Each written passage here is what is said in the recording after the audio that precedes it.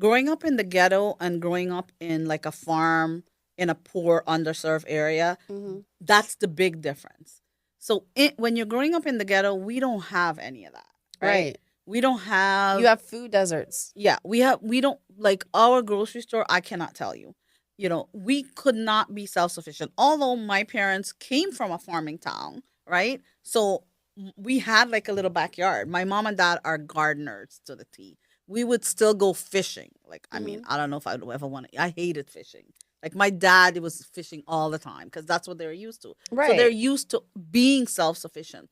But I think that some of the underserved communities now that we are used to seeing with these young people is they're not given those opportunities to do those things. That's why I do like community gardens and stuff like that Right. because I actually think that the food that we're eating is killing us. That's a whole other It story. absolutely is because they let them put things in our food that is illegal in other countries. Yes. Like when I go out of the US and I go to Italy or Spain, I can eat anything and I don't get sick. You don't get sick. Yeah. Here, everything makes me Yep. sick. Because there's so much scrap in it. And they allow that. And that they goes back allow to it. the politicians. That Yep. goes back to the lobbyists and what they support and who they support. And then, oh, yeah, go ahead and put that chemical in there that's going to give them cancer. Yep. You know, it's crazy what we allow money to control.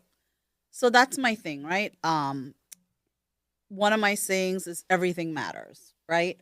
So when I say that, nothing is as simple as people think it is. Like people go back and they say they're like, okay, let's do this, let's do that. You can't just let's do this. You got to think about the long term effects of it. Like if you're gonna make pasta cheap, right? Mm-hmm. What are we putting in that pasta?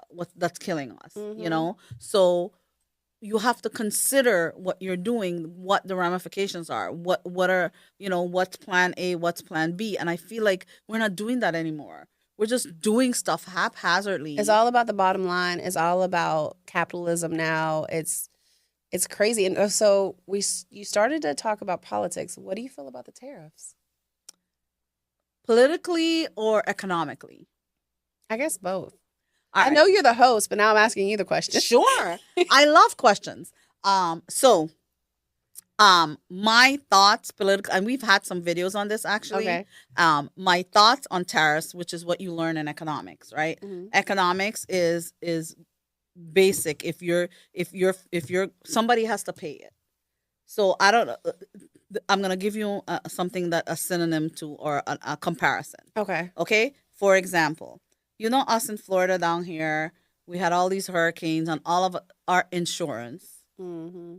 is like more than our mortgage. And it had gotten really bad a couple of years ago. Well, I'm telling you, like maybe about 6, 7, 8 years ago, I saw this.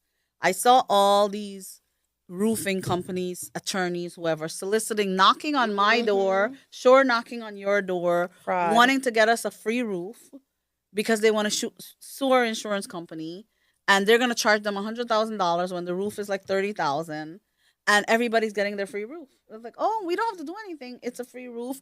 Yeah, a storm come through with whatever. They can brainwash you to do it. And I kept saying, I told my husband, because there were people in my family, I shall not mention names, that have done that. And I'm like, listen, you guys don't understand. Nothing is for free.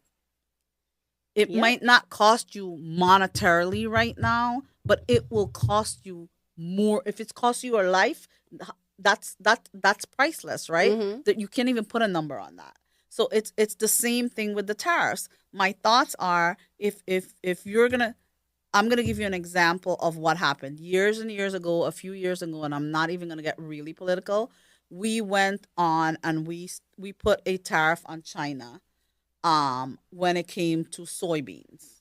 Okay. Us in America, and you're from a farming town, so maybe not a soybean farming town, but you will understand that. So I did a case study on this. Mm-hmm. So it was on these farmers in Georgia that they had big soybean farms. Okay. So because we tariffed the soybeans, we were putting an extra tax on it to when it's going out. Um, China decided they weren't going to buy soybeans from us anymore. So now all the farmers that had soybeans farming, we had to supplement them as government.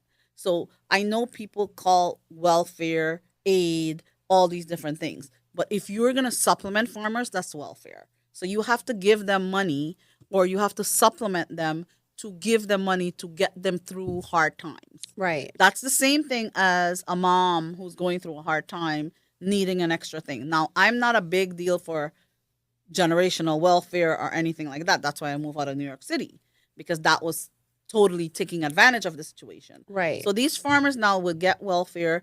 The government said, we're going to give you guys the money to supplement you while we're waiting for China to get to their whatever to buy soybeans. Well, guess what China did? China's like, all right, I'm going to wait you out. We're going to go to Brazil and we're going to buy soybeans from Brazil. We waited them out, and China never came back to buy soybeans from our farmers. I mean, I haven't looked at the case in a year or so, but now we have farmers in Georgia that we are going to be supplemented for life unless they have soybeans. Are you sure that that's not something that Doge is going to get rid of? They might get rid of it, but what's going to happen to those farmers? Exactly. So all of these things are a domino effect, because now whoever was buying the stuff from us, right, they're buying it from Brazil. They found it cheaper there. So you let them go buy it in Brazil. You think once you say, okay, you can come back and buy it from us, they're going to come back to buy it from us? They've already gotten used to getting it somewhere else. Right. So that's the other thing. Like, if we're going to get political, we're going to get political with this conversation. Because when I grew up, and I'm sure we're not that different in age. She's younger than me, by example. Gorgeous younger. And is when I was going to school, it was during the Cold War, right? When we were in high school, it was Russia and America. Okay. And we knew America was the big thing. We were the thing. Russia was the Cold War, yes, but we were winning that war. It was cold, but we were winning. We were the big thing. Globalization is here to save people. It is not going away. The world is much smaller. It is much smaller. Our companies can hire people somewhere else. We don't have people to work for the stuff that we're doing. You know, in Florida here, we have such a labor shortage. You know, I'm not even going to talk about that one. So my thoughts is that nothing is as simple as people think it is. Everything affects everything. We are an interconnected world. Right. And if one thing happens one place, it affects the other place, it affects the other place, it affects the other place. We cannot live by ourselves. If you live in your family house by yourself, can you survive? No. You're not going to have water. Where are you going to get water from? The other family. You're not going to have electricity. You know, how are you going to, if you live on your farm, you can be self-sufficient to some extent, but Right. How much better would you be if you got my knowledge with numbers and I got your knowledge with poetry and we do it together? How much more dynamic would that be? No, that's the barter system. But that's how we are interconnected. Right. We are more interconnected today. Right. Because we have to pay attention to China. We have to pay attention to India. We have to pay attention to Brazil. We have to pay attention to Europe. We are not standalone. We don't even have the education here. We don't manufacture hardly anything here. We don't manufacture even the people.